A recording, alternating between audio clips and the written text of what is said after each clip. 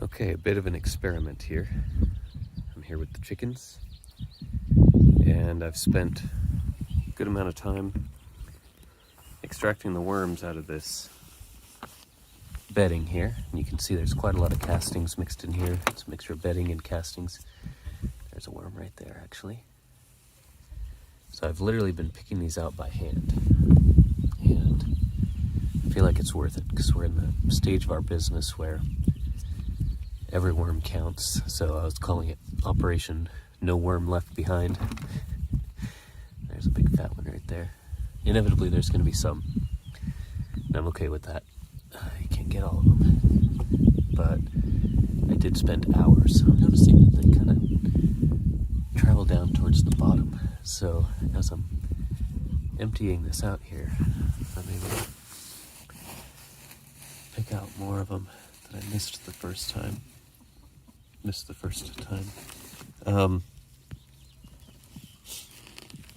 Doesn't seem like there's too many. But there's a couple of problems with this bedding and these castings. The first is that it's too moist to run through the screen right now, the trauma. When we run it through when it's this moist, it literally just clumps up into balls and you only extract a tiny fraction of what you could. So that's one thing we want to do, is let it dry out. Another thing that we want to do is break up some of the existing clumps, so it's more of a granular texture instead of a clumpy texture. Another thing that we want to do is clean out some of the extra insects that are in here that are not what people would want to see in their castings. So there's pill bugs or roly-polies, however you call those. There's extra worms in here. There's some seeds. There's all kinds of little critters, mites, and little spiders, and all kinds of little things. And you see there's a roly-poly right there. And so I think that the chickens could accomplish quite a few of those tasks for us. By setting it here in this lid, it'll give us a chance to let it dry out. I need to take it in before it starts raining. It's going to rain here tomorrow. Or no, 2 days from now. So I need to take it out before it starts raining. That's fine. But I'll have a nice, wide, extended surface area that will allow me to let it dry out. The chickens will be continuously mixing it, because they'll get in here and they'll kick it with their feet. They're going to pick out all the bugs. They'll pick out some of the seeds. They'll break up the clods for us. So that's the vision. That's what I have in mind. And this is my first time. No, I'd say my second time doing this. But the first time I did it was on castings that I'd already screened. So it's the first time I'm doing this with castings that I haven't yet screened, that will go into the screener afterward. The drawback to doing this is that once we do this, we get a bunch of live chicken manure, uncomposted, live, full of potentially harmful bacteria in there.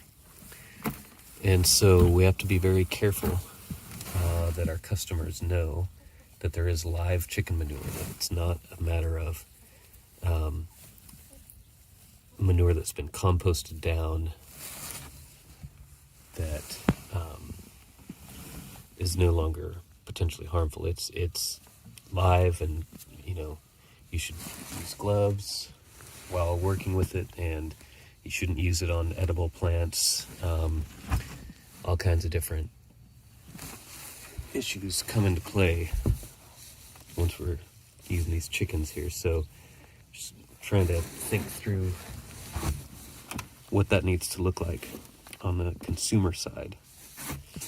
Just picking out the last few worms here that I see before I let the chickens in here.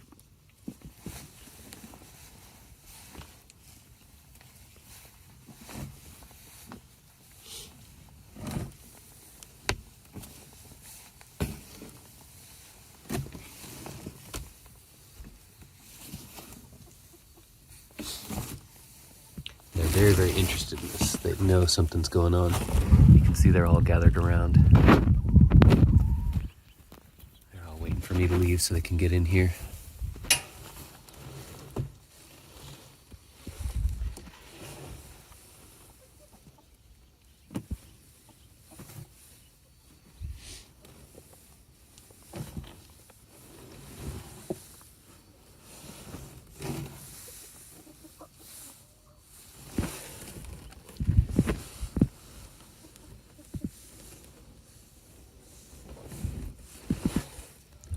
Most of these are pretty small. I was leaving some smaller ones in there just because I didn't want to spend 30 minutes trying to pick out every last tiny little worm.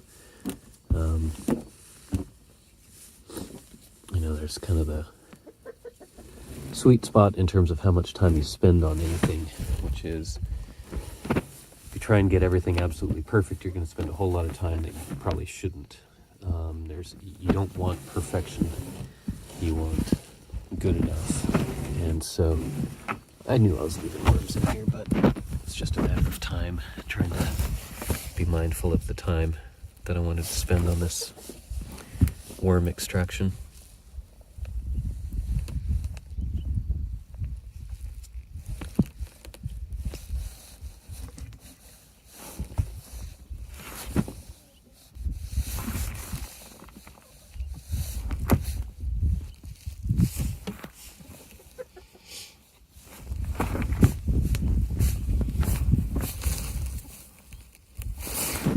Okay, well, let's let the chickens in here,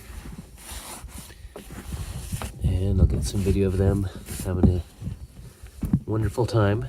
They love climbing in this compost. When I did it before, they got in here and were just going crazy, so it'll be fun to watch.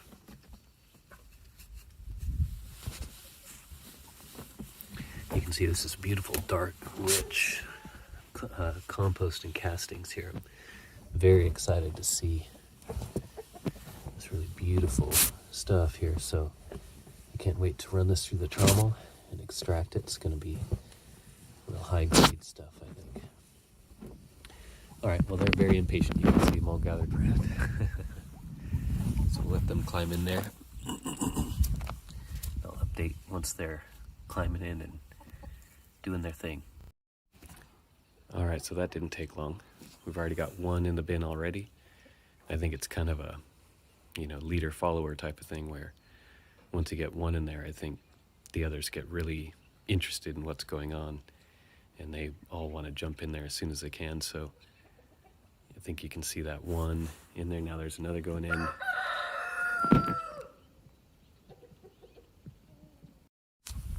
All right, just like I mentioned, they are happy little chickens. And they'll be in there for pretty much as long as that bin is in there. They'll just keep going back to that and mining it for bugs and seeds and worms and cocoons and all kinds of goodies that are in there. And that's my plan, is to basically have them break it down into smaller and smaller pieces. I'm hoping that they're light enough that they won't compact it into chunks again, into clods. I hope that they'll just break up what's in there, but be light enough to not compact it down again. So that's the vision. Well, here's the results of the experiment. Working with the chickens to break this into smaller pieces and try it out.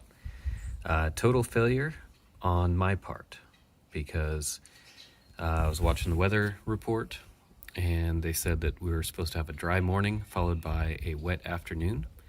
And it ended up being reversed, where we had a dry afternoon and a wet morning. And so I woke up and I heard rain on the roof, and I knew at that point that this whole bin was basically ruined. And you can see it's basically one solid lump of worm junk. So I'm quite disappointed. Each of these 12-gallon bins that we have, we sell these for about $160 each. And so between this one and this one, this is one of these 12-gallon bins. Basically, you're looking at $160 wasted. But, I don't think it's total negligence. I was checking the weather, and I did, have some evidence that it was supposed to be dry in the morning, wet in the afternoon, and it just happened to be reversed. So I don't want to beat myself up too bad about this, but I'm just disappointed that it happened and that we lost $160 of product, but also that we don't get the results, because I do think that this is a promising avenue for us to post-process this stuff, and now we don't get to see that information. So I'll do another batch relatively soon. We do have a dry period coming up in about a week. I'm very, very happy to get rain. I'm much happier to get rain and have some product ruined than I would be if I didn't get rain and had usable product. And so I'm not trying to complain too much, but just yet another fail that you seem to have to deal with constantly. So we'll just keep on keeping on.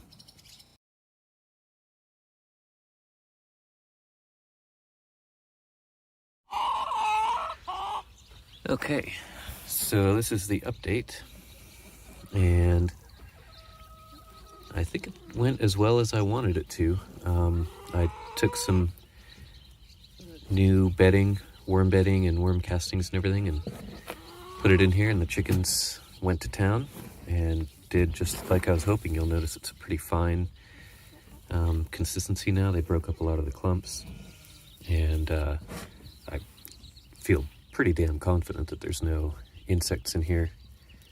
And also the moisture level is really great. It's been out here for about 4 days, and the moisture level I think is perfect for putting it through the trommel. It's not going to clump up, and the trommel will actually extract the castings without losing too much of it by just getting it all balled up. So worked out just the way I hoped it would. I just got to be careful with the rain, but generally California, our rain is limited to November through March, with occasional storms. So basically April through October we should be able to do this and get these really nice